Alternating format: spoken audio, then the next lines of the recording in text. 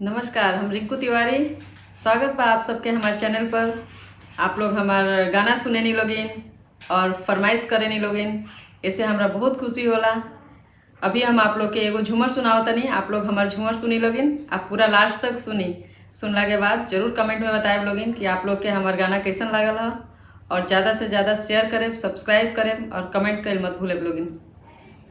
सासू के बिनल डलियावा हो महुआ बीने जाए, सासू के बिनल डलियावा हो महुआ बीने जाए।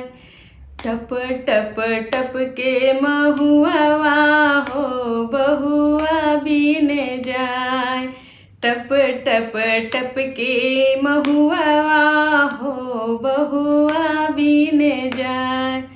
सासू के आवे जड़ैया हो ननदो के बुखार, सासू के आवे जड़ैया हो ननदो के बुखार।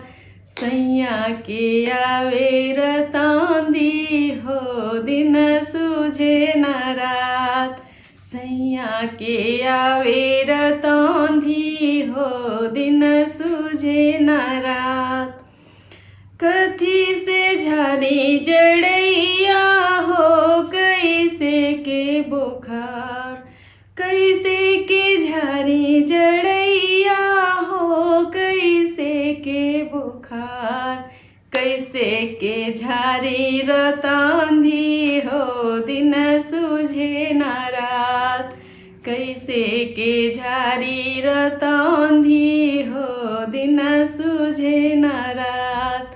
झाड़ू से झार बिजड़ैया हो बेनिया से बुखार, झाड़ू से झार बिजड़ैया हो बेनिया से बुखार। अचरा से झार बिरतांदी हो दिन सूझे न रात, अचरा से झार बिरतांदी हो दिन सूझे न रात। सासू के बिनल डलरिया हो महुआ बीने जाए, सासू के बिनल डलरिया हो महुआ बीने जाए। टप टप टप के महुआवा हो बहुआ बीने जाए, टप टप टप के महुआवा हो बहुआ बीने जाए। गुतनी के आवे जड़ैया हो ननदो के बुखार, गुतनी के आवे जड़ैया हो ननदो के बुखार।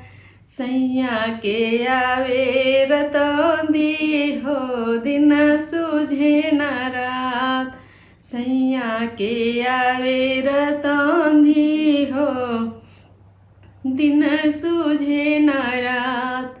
झाड़ू से झार बिजड़ैया हो बढ़नी से बुखार, झाड़ू से झार बिजड़ैया हो बढ़नी से बुखार। अचरा से झार बिरतांदी हो दिन सूझे न रात, अचरा से झार बिरतांदी हो दिन सूझे न रात।